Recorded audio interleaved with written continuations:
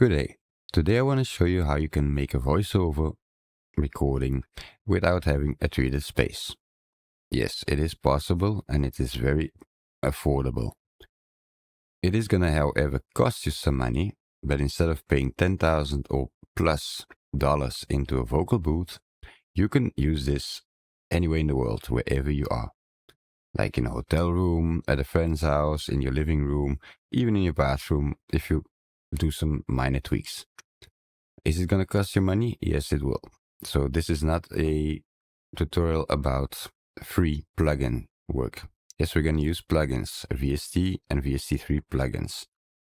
It'll come to about $500 in purchase, but in the end of the day, $500 against $10,000 plus dollars, I think you get my drift. How do we achieve this? Well, it's very simple. What you need is a couple of pieces of software and obviously the VSTs used to achieve this goal. So I assume that everybody knows how to install software. So I'm going to skip the part where you can download and install and so forth and so forth. The links of all the software used and the VST plugins used are linked in the description below.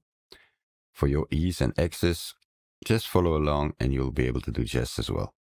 So the first things that you are going to install is Element and Voicemeeter. Basically, Voicemeeter is not really needed, but is highly suggested because it comes with its own ASIO platform, and you need an ASIO platform to run the next software on. Now, the next software and the most essential one is Element. Linked down in the description below is Element. Once you've installed it and configured it, it's fairly easy. It will ask you which device you want to use as ASIO, and once that is done, you're set to go. You will be presented with those two bars in the top and the bottom.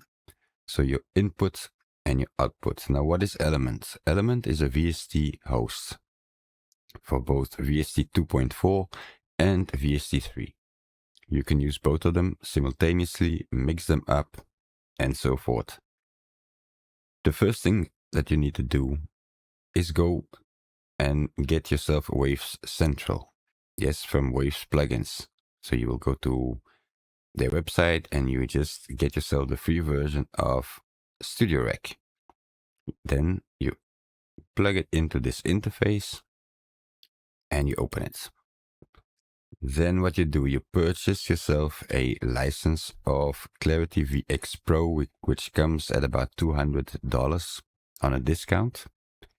I know it is expensive, but it is really necessary if you want to remove any kind of noise. Even if it is the fans of your laptop running, if it is the fridge running, if it is your desktop running, people in the street, cars in the street, whatever, you are gonna need this plugin, the one you see right now. You push it onto the max. You give it double the analysis, high sensitivity, broad 2, which is basically boosting everything out of this plugin that you can, giving you the best result. The latest version also has an eco version and so forth and so forth. Don't use it. Go for the real machine killer. So you really max it out. Don't use the gating function, but just put it at 100%. It'll work guaranteed. Now that is step number 1. So once that has been set up, you go for the next. You need de-esser. In my case, I've got very strong sibilances. You get a free version of this, which will do the job, basically. I've got the pro version, spent a few bucks on it because I have, as you can see in this window, more control and more flexibility and a lot of presets which come with the basic version also, but you cannot modify them. So I would highly suggest that you pick the de-esser Pro and then, well, get a preset, work on it. I don't really work on it. I just use it as it comes. And as you can see, my sibilances are very harsh. So even at minus 40 dB, you can see the red moving. it'll pick them nicely out, and in the meantime, give you some sort of, not EQ, but just soften everything out so that your de-essing doesn't become destructive. That is in my case. If you feel that your S's are not so strong and you can live without, by all means, sorry, leave it out. The third one, which is another very important step, and that is to remove your echo altogether, works like a bomb, is Acon Digital's Deverberate 3. Not version 2, not version 1, don't go for old versions, stay Deverberate 3. Very important, because why? Their new algorithm, just by plugging it in, there is also like in a lot of tweaks and stuff to be done. But in the basic situation, because you are not gonna record in a mess or in a hall or in a church, that is now obviously not something you will do. So by putting in the pure reset version, like the plugin as it comes, just plug it in and everything will be gone in echo.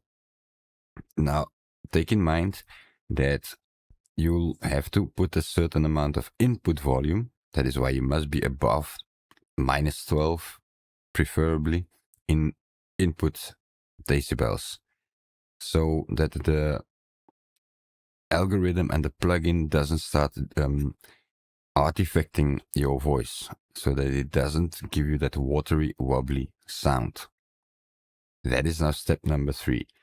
And with that already, you should be good to go. If you feel like your voice has got like in what it takes straight out of the microphone, then so be it, and so good for you. Then I'm happy for you. Then actually this course is then basically done. This training is already done. But I like to add a little bit to it. There is another piece of software, which is I'm going to open it, the Vocalator Pro. It comes at $100. But what this allows you to do is pre-process your voice after removing now the noise and the echo. There might be some, well, like I said, the DDS also modifies a little bit of your vocal, makes it more deeper maybe, makes it more higher. Now this comes with a 19 plugin interface. It actually contains 19 plugins in its own. As you can see, you got your EQ, compressor, de-esser, which doesn't, well, it does its job, but not as good as it is for me. If it is for you, feel free to use it. I mean, twiddle around with it, fiddle around with it until you get your preferred de-essing done. It is active by me, but it's not really doing what I expect it to do because of my hard silences that I have. You got another smooth compressor, which is activated, but not really adding, in my case, to it. It might help by lowering the threshold and adding an extra parallel compression, like they call it. But I don't really feel it's necessary for me. Then you've got your noise gate. So that is also a filter that you can leave out in any other plugin, saving your CPU, saving your latency, and so forth. You get your limiter, basic limitation stuff, and then you've got a whole bunch of other things like stereo width, if you want some chorus, some reverb, some slap delay, long delays, for your special effects on radio, for example, if you want to make a stereo imaging and so forth. Maybe interesting for you, maybe not. It comes with a bunch of presets as well. So as you can see, voiceover and podcast, in our case, the most important one. And before I forget, you got the saturation, which is very important. It does add that little bit of extra warmth in there, that you get more harmonics for the plugin to play with. But that is for another tutorial, or for you. There is plenty of YouTube videos out there already explaining what is saturation, what it does. Then one of the main things that I use, which I like, is basically the post EQ. So after your vocals have been processed, this is what I'm using basically to attenuate to this little bit of EQing that everybody may need. Brightness, reduce some of the harshnesses, which I will come back later to, is going to reintroduce maybe some siblings. But for me, mainly, it's to get the high pass filter done. Even though you got in the filters, when you click on this button, you got filters. You got high pass filter with the notches. You can get also some weird phone effects if you feel like it, but I am not feeling comfortable using this one. You may feel comfortable. So what I like to do in the follow-up is basically just go into the post EQ and then roll it off right here. The rest I'm not touching. I'm using the crisp voiceover because it sounds to me the most comfortable, and which it fits my voice. I've got a deep voice as you hear, and I must really roll off at about 80 because else there's just too much bass going on. So what happens then basically is that's about it. Yeah, that is then the end of this plugin for the voiceover, basically. From there, I will, as I said, because of the let me just go back here. Because of this EQ, like the brightness that you put in, it may reintroduce sibilances. So what I do is maybe overkill, but as I say, I've got, in my case, a lot of sibilances which are harsh. I put another TDS on top of it. So as you can see, it is working again. So definitely necessary also to remove some harshnesses that you've got in there. It'll do the job just fine. So that is basically it, because from there, as you can see, it goes straight into Voicemeeter input. Let us call it that way. That is basically now your microphone is now sending out this signal towards, well, whatever operating system you've got.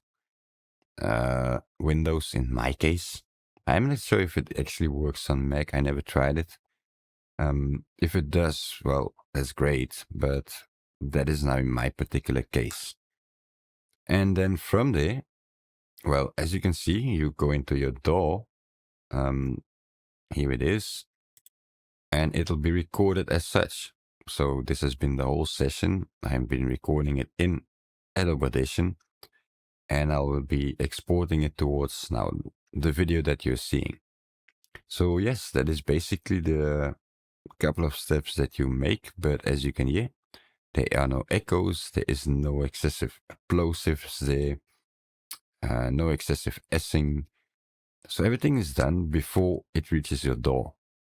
And from there, the only thing left for you is now to maybe match loudness if you want to push it onto YouTube. Or match it at -3 dB if you need to produce it for someone. And that is basically it. The only thing you may notice is the waveforms do tend to have, because of the high pass filters that you put in, have a phase shift. But this is a voiceover, and phase shifting in our profession is not really necessary to be addressed unless you want to normalize, and then yeah, you will be able to normalize until a certain point. That's why I always say match loudness is the best. It depends on where you go for, like in -23 loves, 14 for YouTube, and so forth and so forth. So that you do here, you know, depending on what DAW you got, you can always match loudness. And yes, and as you can see, the waveforms are very clean. You can see no rumble, excessive anyway, like these nice black spots, meaning like, and there is no echo, room temperatures, whatever, it's not there. So yes, that is basically it. That is how I do my vocal chain. That's how I push my voiceovers out there when I am in an untreated room. And finally, just to make a little bit of a showcase about what does it do. Well, this is the difference. I'm gonna bypass. You can also always bypass any of the plugins that you put in there. And I'm gonna bypass this one, the studio rack, where I've got my noise reduction and my echo reduction. And you may be astonished about the results. I'm gonna switch this off. And there you got the result, basically what this room now sounds like. Plenty of echo, plenty of noise, one click of a button enabling these plugins, and there you go. You can start recording your voiceover, and well, it should work just fine. Okay, as you can see, it is very CPU intensive, so I would not use this to play a game or very intensive software to use a voice over on. Okay, I'm not using this with Bandicam because Bandicam is very lightweighted and doesn't use any CPU basically and gets the job done. But once you start with a game and then you want to actually use it for streaming purposes and so on, that is actually no good. This is purely for voiceover work.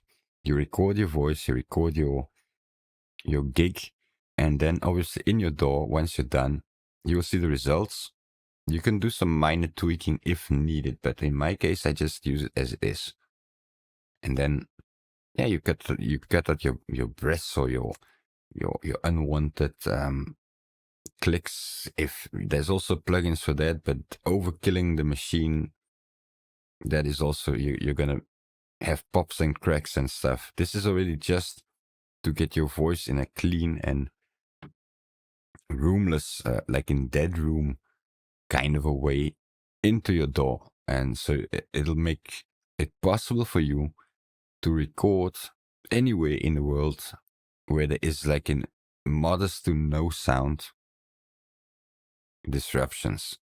So I wouldn't start using this in an airport. I wouldn't start using this method in a train station because obviously the harder the plugins must work, artifacts will present themselves and so forth.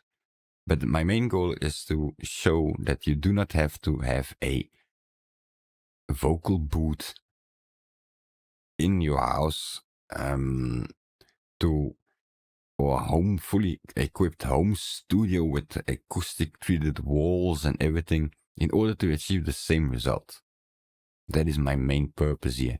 You will reach about 80% same result. Obviously, having an acoustic room, well, acoustically treated room, obviously, is better. But you can achieve almost, if not the same result by doing it this way. Is it free? Sadly not. But as I said, a vocal booth can go from 10,000 up. This will cost you about 500 quids. So 500 versus 10,000 plus. I know it's you can see the difference, and especially when you're just starting out and you do want to make the investment because you already did invest in your computer, you invested in an audio interface, you invested in a good microphone. Now you need to invest in the room treatment. That may be overkill, especially when you're just starting out. And this is now a way to do it. Well, a proper way to do it. Let's say a functional way to do it without spending so many dollars before you are actually making real money in the industry. Once you're making real money, then you can start thinking about portable solutions and so forth and invest more and more. But to get you started, this is the perfect solution. So I hope you like this video. If you did like it, give it a like, a thumbs up. If you didn't like it, give it a thumbs down. Write some comments down below what you think of it. All the plugins are going to be listed down below. If I forget one, sorry, then I will just give me a buzz and I will put the link in there. And you've got trial versions for each and every one of these plugins. So before making the decision to go and try out this way, to pay for it basically, I would suggest go for the trials, make a few test recordings in your living room, with some background noise and a lot of echo, and see what result you can get out of it. So who knows, maybe your next voiceover gig can be done from in your lazy couch. You don't have to go sit behind your desk in a room where it's super hot with some low sounding fans and so forth. But okay, if you made it so far into the video, thanks for watching, and we will see you next time.